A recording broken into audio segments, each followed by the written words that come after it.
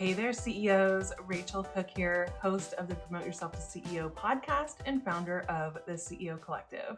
Welcome back to another episode here on the podcast.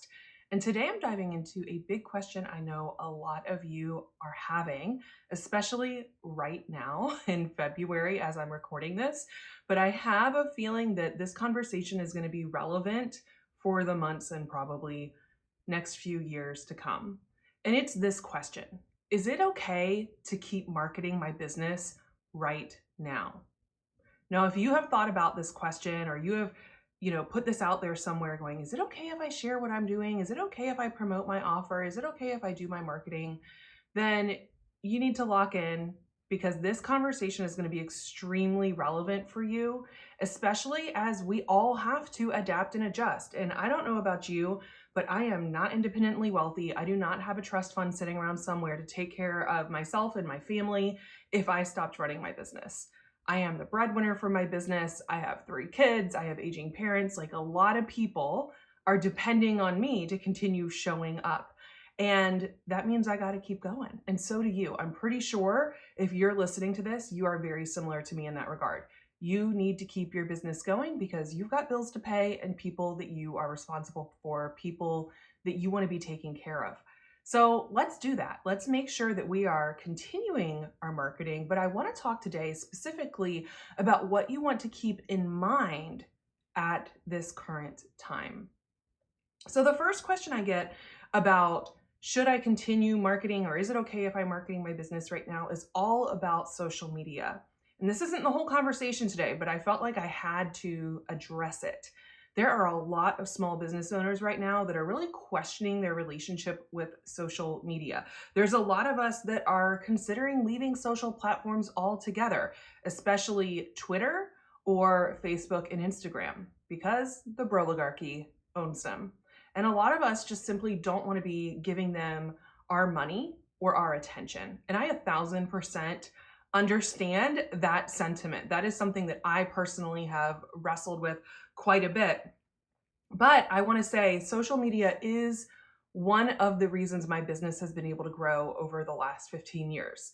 There's a lot of timing that went into my business being able to leverage social media. I mean, when I started my business in 2008, 2009, things were just getting started. So I've been able to ride that wave of Facebook starting and taking off, and then Instagram starting and taking off, from the very beginning of those.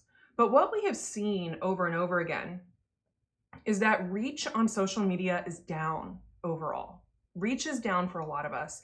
And that means people who follow you on social media likely are not seeing your content. They're not able to see your latest updates. So as far as an organic channel for marketing your business, social media really hasn't been the best place to put your time and energy for quite a while, unless you are willing to pay to play, or you're going to be super, super active and working on how to make sure your stuff is seen using the algorithm. So for a lot of the small business owners I work with, I always tell people social media is a nurture marketing channel, meaning it goes out to people who already know you, who already know who you are. They've already liked and followed your page or your profile. And it can be great for building that know, like, and trust if they see your content. But if that is not the case for you, if you're seeing that your reach is down, that people aren't seeing your content, and it doesn't really seem to matter what you do, you simply can't get your information out in front of enough people to achieve your goals, then we can look at some alternatives as far as which channels you use. This is actually the topic of a class that I'm teaching this week. It'll be the day before this episode goes live. But if you want to grab a copy of it, I am offering the Marketing Without Social Media training as a bonus for anyone who decides to join us for the upcoming CEO retreat. Now, knowing that social media falls under the nurture category of marketing really makes me think of 2 primary things you want to be thinking about if social is not working for you in your business. Now, the first is leaning into nurturing with connection. Nurturing with connection means going more high touch with building the relationships with your clients. really stop and think about, how did people grow their business and bring new clients in the door before social media? And even before that, before the internet. How they did that was they nurtured with connection. They built relationships. They spent time getting to know people. They followed up with them. They made sure to get in proximity to them, whether it was attending local events or actually, going to their place of business or seeing their clients on a regular basis or seeing their community on a regular basis. Visibility meant actually getting out in the real world. So embracing that, while it might seem counterintuitive, it's actually one of the best ways to help your small business stand out, especially if you are a service-based business or a local business. Really leaning into high touch connection as a way to nurture your potential clients is hands down a strategy you might want to consider over social. The second main way you might want to consider nurturing potential clients is going to be thinking about your core content. Now, what am I talking about with core content? One of the things that's happened with social media is a lot of us end up on this content hamster wheel, right? We feel like we always got to be creating new content because we got to feed that algorithm. But the reality is, if you're coming up with core content, this is content that lives a little longer. It's generally more evergreen, meaning it can last longer and get more use out of each piece of content. And you're putting it out on platforms that you own. So think about platforms that you actually have control over, like your email marketing. You own that platform. If for some reason your email marketing service provider stopped being who you want to work with, you can literally export your list of potential clients of your community and upload it into a brand new one. You have way more control over your email marketing. Same with a blog, right? A blog lives on your website. You have 100% control over where that is. If you were to lean into audio, like a podcast or video, you also have control over those channels. So I currently am sharing this piece of content, and I will continue sharing content as I always have. I share it everywhere that I can. So you'll find it on YouTube. You'll find it on Apple Podcasts. You'll find it on Spotify. You'll find it on my website, and you'll also get an email newsletter. These are all content avenues that I own and have more control over, and it actually makes it easier for me to get in front of my potential clients. In fact, I know from looking at my open rates in my email newsletter and looking at our traffic on our website, looking at our views and our downloads of the video and podcast, I know that over half of my entire total audience sees my content every single week. And if I compare that to what is happening on social media, where maybe they would see only a fraction of people would see it, maybe 4 to 5% of people would see that same exact content, to me, it makes a lot more sense to invest in the core content platforms that I have control over. So I want to pull back and look at the bigger picture of what is happening in the world and the context we are in as small business owners. This is so crucially important because as small business owners, if you plan to be in business for the long run, if you plan to be here 10, 15, 20 plus years, then you have to learn how to adapt and adjust to whatever is going on in the world. So this is currently, I think, my 17th year in business. I've been in business for myself since 2008. That is a long time. So I have seen some things. I have seen some ups and downs. And I want to point out some key elements that will need to be reevaluated when it comes to marketing your business right now, given the context of everything that is going on in the world. So the first thing I want to talk about is hyper-normalization. I brought this up in a previous episode, but I feel like this is something we need to bring more to the conversation about small business and marketing. Hyper-normalization is basically the vibes are off. We all feel like something's wrong. We're all feeling like there's a lot going on. There's a lot of uncertainty. It feels very stressful. It feels very anxious because we constantly feel like we're waiting for that other shoe to drop. But hyper-normalization occurs when the vibes are off. We all have that feeling, but we don't really know what to do about it. And that leads to a lot of people, especially small business owners, acting as if it is business as normal. And right now, we are anything but business as normal. We are in the middle of a very uncertain time here in the US. There is a lot going on in the government that is causing uncertainty, that is causing a lot of anxiety for people. There is constant news hitting our feed all the time about new things that are happening by the minute. So things are changing constantly. And when small businesses or businesses in general do not actually engage with what is happening in the real world, it's almost like they're gaslighting us by acting as if everything is just business as normal, as if we can continue marketing in the same way that we had previously.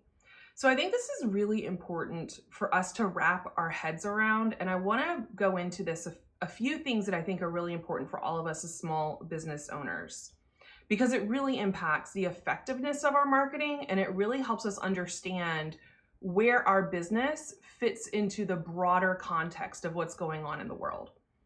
So the first thing I want you to consider is that media literacy is more important right now than ever before. And oh my gosh, I have to tell you, we just don't have a country of media literacy. We don't. There's a lot of people who simply take everything that they hear at face value. There's no fact checking. There's almost like this crazy game of telephone that is going on where somebody hears something from some news source on social media or some blog or some Reddit post, and suddenly that starts circulating as if it is true. And I want to engage in media literacy for small business owners because there is going to be a lot that is happening in the government that will impact small business owners. And if we don't understand how to do the research ourselves, how to make sure that the sources we are reading and looking at are accurate, that they are reliable, that they are fact-checked, and that they are non-biased, we are going to find ourselves, one, stressing out for no reason, and two, circulating things that just simply aren't true and could potentially cause more harm. So I want everyone to really think about where you're getting your information from, where you're getting your news from, especially if you, like me, are somebody that people in your community look to for how does what's happening right now impact me. So it doesn't matter what your niche is. Clearly, I work with small businesses, so I'm going to be sharing a lot on social media and my other channels about things that I think are going to impact small businesses. I also work exclusively with women, so I'm going to be sharing things that will impact women. Maybe for you, your niche is in the health and well-being space. There might be news that comes up in the health and wellness space that you want to be on top of so that you can communicate it and help your community to understand it. But it's crucially important that we are learning from credible sources. So I'm going to share a link in my show notes for this podcast, but there's a very, very well-known chart out there that talks about the bias in media as well as the accuracy in media. And you want to choose some sources that you feel pretty confident about. But again, fact check those sources. Don't be afraid to do a little bit more digging and really make sure that you're getting the most accurate information. There's a lot of websites, podcasts, social media accounts that pretend to be news, but truly they are entertainment. They are opinions. They are not fact-based. So I think this is crucially important for us to start with, because when you are recirculating this information in your own community, it will break trust if it turns out that these are rumors or that it feels like it's fear-mongering. Why am I so on top of this right now? Because panic is not a business strategy, but fear is a tool that is being used against us in order to keep us from owning and stepping into our power and feeling like we actually can impact what is going on in the world around us. Fear is a tool that it is a weapon that is being deployed against us right now. So we all need to step up our media literacy, make sure that we are learning from credible sources, that they are fact-checked, that they are non-biased, and don't be afraid to double check things before you share or add your own commentary. I think this is really important because often I'm seeing a lot of small business owners that are just hitting the reshare button on everything that hits their feed. And it starts to break trust with your community. So I want you to curate your information, curate your news sources, and give yourself time to thoughtfully respond instead of having knee-jerk reactions to what is happening in the news, what is happening in the world. We are going to have breaking news every single day, multiple times a day. We've already had it for the past several weeks. So the best thing we can do as leaders in our respective communities is to embrace that grounded CEO leadership, okay? We want to be making sure that we're informed, but we also want to have time to process and to thoughtfully respond. Now, let's talk about the context of marketing here. The goal of marketing is to build know, like, and trust. It's to build know, like, and trust. That is the whole goal of any marketing, is for people to know who you are, like you, right? We do business with people that we like, but most importantly, to trust you, right? We want to be seen as credible authorities, experts in our respective niches, in our respective fields. So in times of political uncertainty, of economic uncertainty, people start looking for leadership. People start looking for people that they can trust, that they can lean on to help them understand, to help them process what is going on in the world.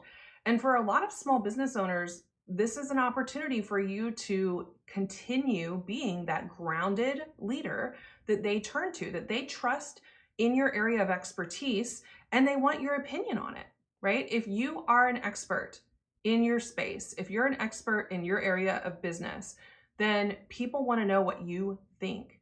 But you have to give yourself time to process it. You have to give yourself time to reflect on it. And you definitely want to give yourself more than enough time to come up with a thoughtful response instead of knee-jerk reactions. So we don't want to trigger anybody into feeling like everything's an emergency. That is the opposite of what we want to do. We want to build that trust. So in times like this right now, grounded leadership is what we need. And marketing is a tool that you can use to help position you and your brand as a trusted authority and as the grounded leadership that they are looking for. How do we do that? We do that by taking care of ourselves and taking care of our nervous systems, making sure that we are being very critical of any information that we come across. We are taking time to process it. We're taking time to really think through it and fact check it, do our due diligence, and then we then can present it and support others in understanding how what is happening in the world impacts them. So right now, one of the most important things when it comes to marketing your business is that marketing needs to be relevant to what people are actually feeling and experiencing right now. When there's seasons of uncertainty, people really need to feel like you understand where they're coming from. Because if you don't understand where they're coming from, or you're not communicating to them that you understand what's happening and how it's impacting them, they will feel like you are bypassing them or gaslighting them, like you are ignoring the reality of what is happening to them right now. So I know this doesn't apply to every single business. I mean, there are definitely some businesses where maybe what is happening in the world really doesn't have a whole lot to do with your specific business. But I have a hard time believing that all of us as small business owners, all of us as leaders in our business internally for our teams, and as leaders in our community don't have values that are important to us that we want to defend and that we want to stand up for. So I really encourage you to lean in to this grounded leadership. If you have more questions, let me know. I'll be talking a lot about grounded leadership.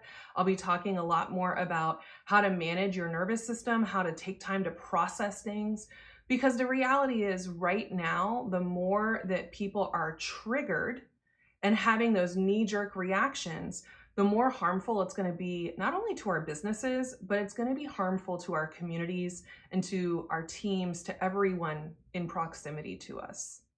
So be aware, be on top of what's happening, but make sure you are focused on being grounded in how you are disseminating that information or using it as part of your marketing. The next piece I want to talk about is this cost of living crisis that we are currently in. Now, this ties into what's happening in the world, what's happening in the media, what we are being reported on. We are in a cost of living crisis, and we have been in a cost of living crisis for a very, very long time. This especially impacts women right now. Think about it. Things that impact women more than any others were finally on the world stage at the presidential election. We finally had things like the cost of childcare brought up as real things that we are struggling with. So for a lot of women, the cost of living crisis is so real for us. The cost of housing, the cost of childcare for our kids, the cost of healthcare, we are being squeezed. So even if you think, oh, my people aren't impacted by this, everyone is impacted by this. Everyone is impacted by this. In fact, they're saying for most people in America right now, most people need multiple six figures in order to finally have like a comfortable lifestyle equivalent to the buying power of what we had even 10 years ago. And that's because the costs have simply skyrocketed. So when we're in a cost of living crisis, people start to think differently, right? They start to value things differently, and they start to look for certain indicators when it comes to the businesses that they buy from. And one of the things I think is going to crumble in front of our eyes is the way that many women were taught to market their business. And that is the female lifestyle empowerment brand. So this is a concept that my friend Kelly Deals came up with a while ago. I have linked in the show notes her entire dissertation basically on this thing she calls the female lifestyle empowerment brand. But as someone who has been in business over more than 15 years, I have seen so many women leverage these concepts, whether they realized it or not, but they leverage these concepts to build their personal brand. And now we are going to see a lot of pushback against it. So what is female lifestyle empowerment brand? Well, the first part is female, and this is acting as the perfect woman. Acting as the perfect woman. Think about this for a second. Think about all the celebrities, all the influencers you have seen out there. Think about how many of them act as the perfect woman. They are cis, they are likely white, they are very, very conventionally attractive. They often are very thin. And all of these come together to basically portray what we all consider the perfect woman, what our society has decided is the perfect woman. And it honestly doesn't even matter if they're white or not, because it is a role that they are cosplaying. It is a role they are cosplaying, because let's get real. No one is the perfect anyone. No one is the perfect human. No one is a perfect woman. No one is a perfect man. This is a role they are cosplaying, like a character. And they're doing it in order to elevate their status. Because if you are perceived as the ideal, if you are perceived as the perfect version of a woman, of a female, then you have perceived status. We are going to see a lot of pushback against this as more and more people are asking us to just show up and be ourselves, right? To stop trying to squeeze ourselves into this mold that society has said we need to be, and instead to actually just show up and be us. The next piece of the female lifestyle empowerment brand is the lifestyle. Now, this is a big one for me. I see this all the time and it makes me so incredibly frustrated. But the lifestyle part of this personal branding equation is literally being used against us all the time. And it is being used because it is these small things that are intended to indicate a certain status, indicate a certain level of wealth, indicate a certain level of privilege. And this is really insidious because it could have been at one point very subtle and very small. So think about the whole quiet luxury trend that is out there, or the old money aesthetic that is out there. Both of those things are status signifiers that were very, very like subtle. You had to kind of be in the know to know if something was very, very expensive, because the old money aesthetic is not about big brands or big logos, etc. Well, what's interesting is that in the world of marketing, especially the world of women in small business building personal brands, is that there has been a huge push towards aspirational luxury marketing.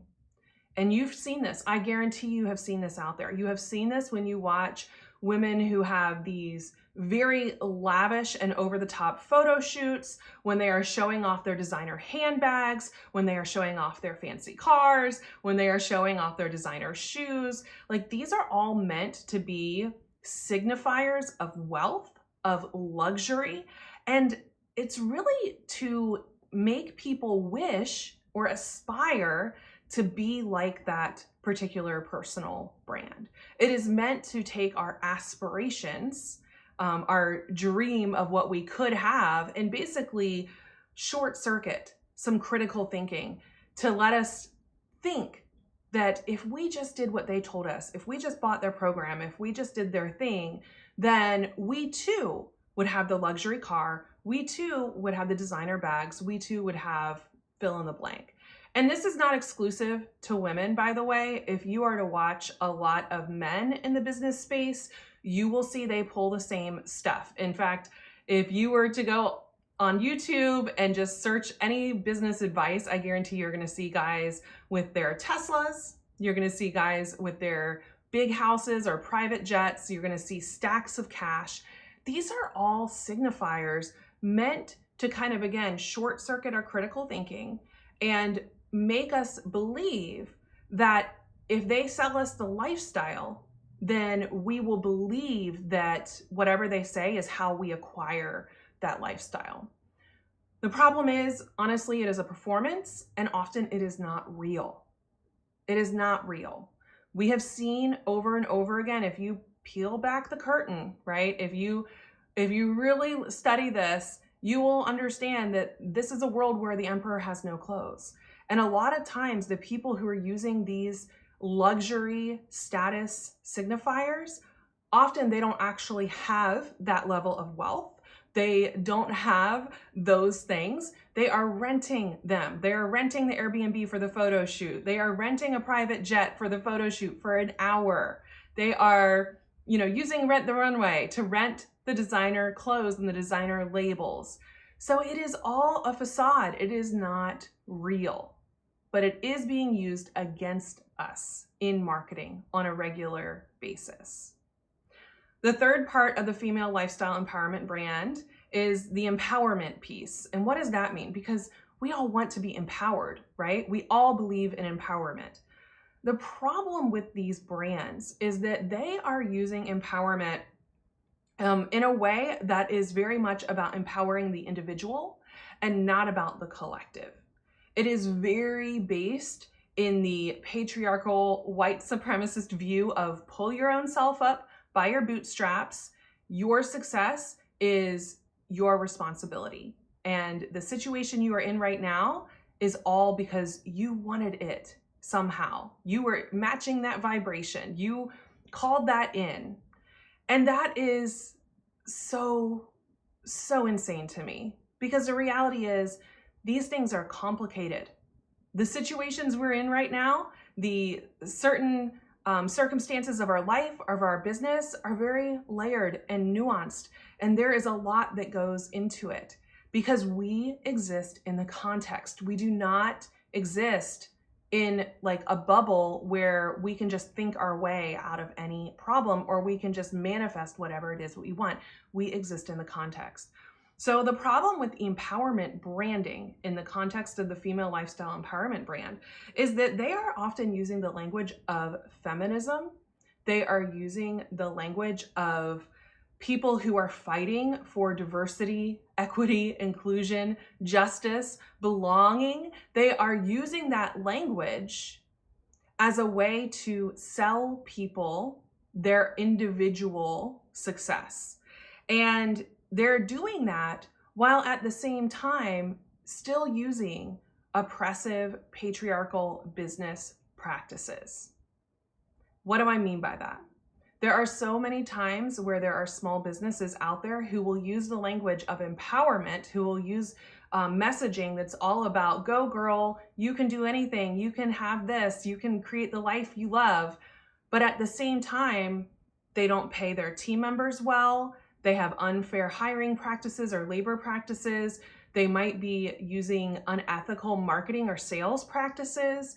And that is the opposite of empowerment. So again, it tends to be this practice that has continued going on in the business space that is very much about, I'm going to sell you a vision, but that's actually not the reality. And that's hugely, hugely problematic. And we're going to see that continue to fall apart. Because individual success doesn't happen without collective success. Even if you individually can be very, very successful, that does not translate to everyone around you. And it honestly, even if you individually can be successful, it doesn't mean you're successful in all areas of your life. It doesn't mean that, you actually have the success that you were most going after. It just means that in one definition of success, the outward manifestation of that, maybe being your designer bag and fancy shoes, that you can perform that version of success. It's not about the collective. It's not about collectively empowering people. The final piece of the female lifestyle empowerment brand is the brand aspect of it. And here is where personal branding has just gone too far, because it has become about creating a caricature of yourself that you play in order to be the front face of your business. And again, can you start to tell why I'm so frustrated with all of this? This is all so exhausting to me, that this is where we are as a collective, that this is where we are in the world of small business, that we have to talk about these practices that are honestly so disingenuous. They are designed to get you to take certain actions, and they are so out of alignment and out of integrity for my clients and my community. But it's incredibly easy to kind of be captivated by them. So here's what we're going to see in our marketing and what you might want to evaluate for your own marketing. If you listen to any of this, the female performing the perfect woman, the lifestyle showing aspirational luxury marketing as a tool to get people to buy from you or to signify that you are successful. If you are looking at empowerment and you're using a lot of language of empowerment, but you're not actually fully embodying empowerment in all parts of your business. And if your brand is a caricature, it's not a real person, it's a character you've made up to perform this for your community and for your clients, then I want you to breathe a sigh of relief, because right now we are going to see a shift towards more authenticity. You get to be more you. We are going to see people who want you to be more you, who want you to show the sometimes messy sides of your life or of your business or of your journey. We are about to see people crave that authenticity and that realness. They don't want everything to be so polished. They don't want everything to look so perfect, because they've been duped by it before and they're ready for something real. So right now, the best thing you can do in your marketing is to show up 100% authentically as yourself and bring more of yourself into your marketing. Bring your quirks into your marketing, bring your values into your marketing, bring your thoughts and feelings into your marketing, and also bring some of your vulnerability into your marketing. Be open to the fact that none of us are perfect. We are all imperfect. We are beautifully imperfect. And people need to see that. That actually is going to empower somebody more than ever, is to know that you are an imperfect person and you still can help them. And isn't that beautiful? I think that is exactly where I want to go when it comes to how I show up, is to show up even more imperfectly for you. Okay, so we're shifting towards a massive shift towards authenticity. We want to see the real you, not the carefully curated version of you.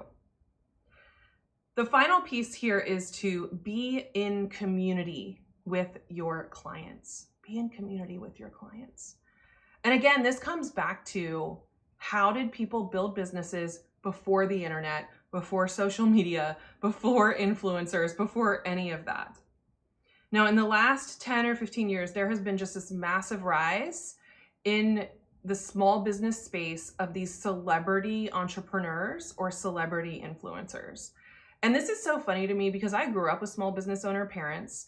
And if you in the 80s or 90s were to tell somebody that you were an entrepreneur, usually they'd laugh at you and be like, haha, so you're unemployed, right? You can't keep a job.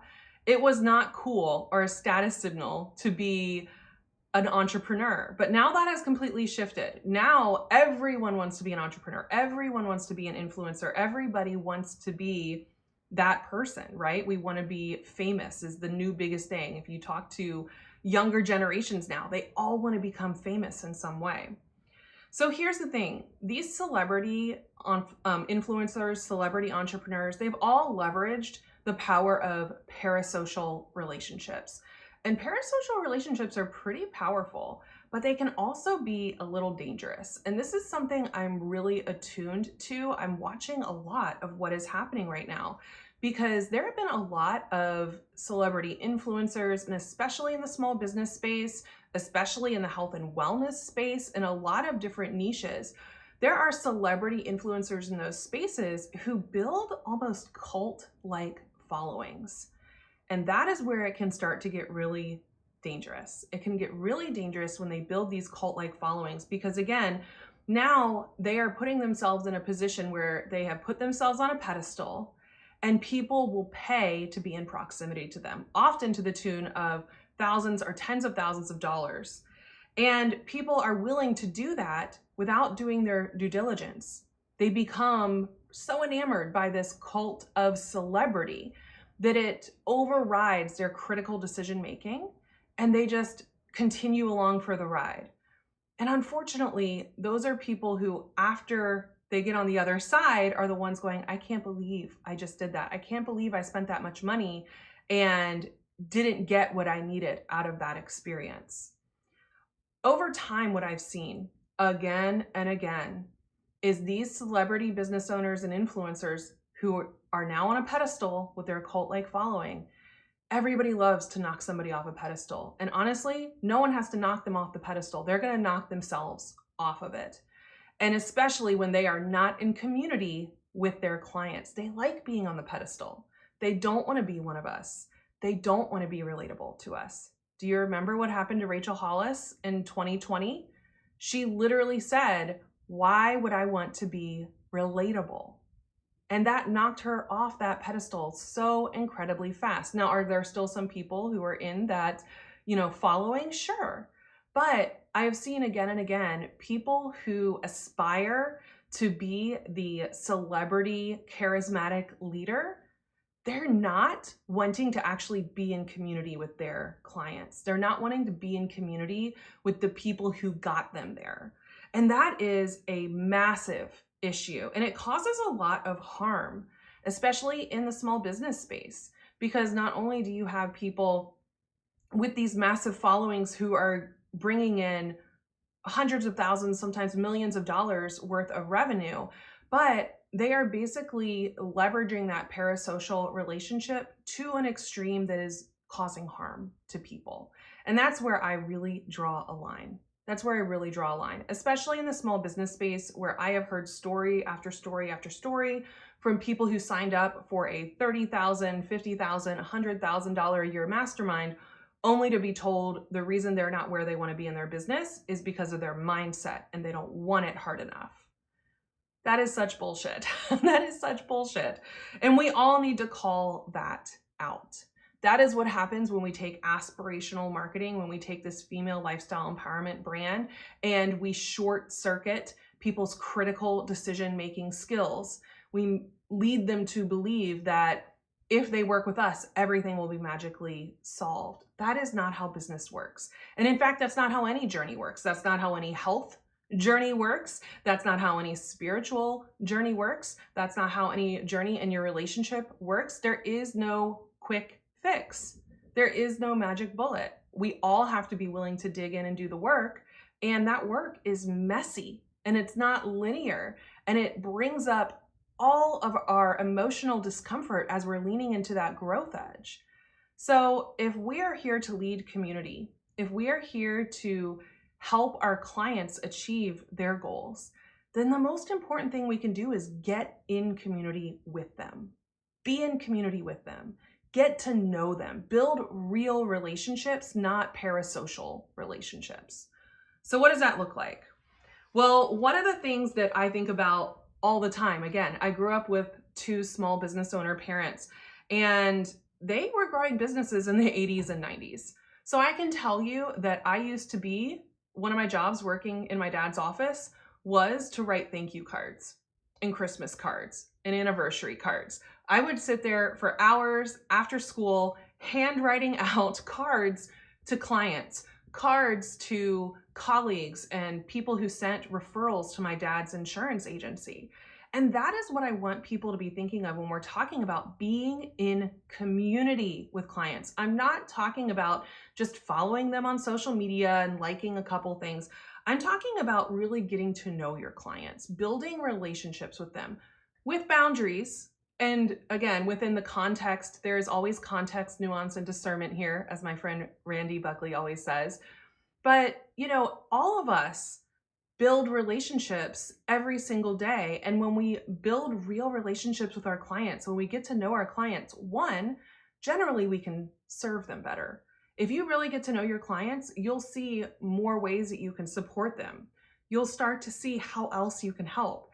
You'll start to see what else you can offer to them that will get them ultimately to where they want to go. But being in relationship with your clients means getting to know them personally, getting to know a little bit more about their lives, getting to know a little bit more about their beliefs, getting to know a little bit more about what they are trying to accomplish, like the real underlying reasons they're trying to accomplish the things they're trying to accomplish, not just, the reason they signed up for X, Y, or Z program. One of the things I'm always looking at when it comes to building relationships is how are you celebrating their wins and how are you supporting them through hard times? So wins could be as simple as they just had a baby, send a card, send a baby gift. They just got married, send a card, send a wedding present. They just had a child graduate college, send a card. That kid would love to know that, you just sent them a gift card for $100 or something. But often it's those little things that stand out so much because it's showing that you care about these big milestone moments in somebody's life. And you might not be able to do this for every single person. You might only be able to do this for a small segment of your clients or your community. But I can tell you, when you take the time to put those little personal touches out there, people remember. They remember that you were celebrating them, that you cared enough to say, wow, that's so awesome, way to go. On the flip side is think about supporting your clients during the hard times. Now, this is something that's really important to me with my own story. Many of you know my story about when my mom got hurt and the other insurance agents in my dad's district, they circulated his insurance agent number around. Everybody took his number for a week, and all the commissions they wrote that week went to my dad while my mom was in the hospital recovering from her coma. And that is why my dad's business survived. But you don't have to go to that extreme. It could be as simple as, if something happens for your clients, are you available to them to support them through a tough time? If they just experienced a loss, if they just experienced a setback, if they just had a health challenge, we all have things that are going to come up. I have walked through really hard times with my clients. I have walked through the loss of a child with my clients. I have walked through a divorce. I have walked through a sudden death of a loved one with my clients. I've walked through natural disasters like hurricanes and tornadoes and fires. And one of the things they all tell me is the fact that I reach out and say, hey, how can I help you? And sometimes it's just jumping on a quick call and being a sounding board and being a space for them when they need a little extra support. Sometimes it's dropping off grief groceries. But whatever it is, get in community and actually pay attention to the big wins and also the hard parts of life with your clients. They will know that you actually give a damn when you show up for those moments. Another thing that comes to mind a lot when it comes to building community with your clients is building an actual community. And I'm not just talking about having a bunch of followers on your social media or a bunch of people on your email list. I know that community is being used interchangeably with email list or social media following, but I mean, get people together so they can get to know each other. One of my favorite things about the CEO Collective is every quarter we host a CEO retreat. And I was looking through pictures that our photographer Kimmy shared. And I swear, you look through the pictures of the very beginning of the retreat when everybody's coming into the room and getting their table, and you will see picture after picture after picture of all of my clients hugging each other. And it's because they're building real relationships. They're coming in like, oh, I'm so glad you're here. How's your mom? How's your kid? How are things going? How was your launch? They know what's going on in each other's lives. And even more than that, they start to work together. They start to find ways to collaborate. They start to find ways to refer clients back and forth. They start to be each other's emotional support system. And that is really beautiful. It's so impactful when you can bring like-minded people together. And if you're like me and you're running a values-based business, then chances are you have like-minded people in your community who would love to meet other people who believe what they believe and who value what they value. So how can you be the person who facilitates that community, who brings those people together? Okay, let's bring it all together now. Recap how to keep marketing during uncertain times when things are always changing. 1, remember that hypernormalization is very real right now. The vibes are off. People know this deep sense of things being unsettled, things being uncertain, and you in your marketing need to stay relevant. If you act as if it's business as normal, you are just reinforcing that this is the status quo. And people aren't resonating with that. They want to know that you see what they see, that you're in it with them, and they want you to show up as that grounded CEO leader who's going to be there for them to look to when they are trying to figure out the next steps forward. So it doesn't matter what your niche is. Make sure you are building that know, like, and trust by being incredibly relevant with your messages, by staying on top of what's happening and making sure that if you are sharing what is happening, if you are re-communicating news to people, that news has been fact-checked, that it is accurate, that it is the most relevant, important thing for them, and making sure that you're doing it with intention and thoughtfulness, not just knee-jerk reactions. Panic is not a business strategy. We don't want to be panicking our communities. We want to be the safe, grounded space that they can come to, that they depend on, that they trust. Now, the next thing is remembering the female lifestyle empowerment brand is crumbling. We are going to continue to see it crumbling because people are seeing through it. People are seeing through the facade. They're tired of things being overly polished. They're tired of things being perfect all the time. And they're tired of this fake empowerment where the individual can win, but not everybody can win. That is not what the world wants anymore. They are craving authenticity. They are craving for us to show up in our vulnerability, to show up in our imperfection, to share more honest, more real what is actually going on in the world and what is happening that is happening in our business and how we're supporting them. They want us to be real. And finally, they want us to be in community. Be in community. If you do anything else, if you take anything else away from this conversation in today's episode, I want you to be thinking about, how would I be marketing my business if the internet didn't exist? You would be in community. You would be building real relationships. You would be paying attention to their wins. You'd be paying attention to tough things happening in people's lives, and you would be reaching out. You would be proactively connecting. You would be bringing people together. So how can you lean into that even more right now with your marketing?